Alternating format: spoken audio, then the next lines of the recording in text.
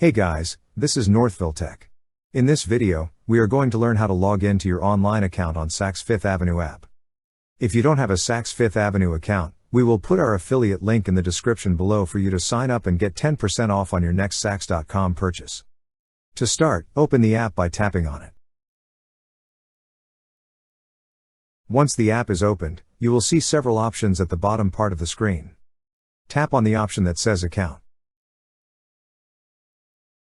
On this screen, you will see a Sign In button. Tap on the Sign In button. Now, sign in with your email and password. And now you have successfully signed into your account. That's how you log into your online account on Saks Fifth Avenue app. Thank you so much guys for watching, and if you have not yet subscribed to our YouTube channel, please subscribe to our YouTube channel as we create tech videos almost every day. Also, check out our website northvilletech.com for great tech articles, and our recommended resources in the description below for various sign-up bonuses.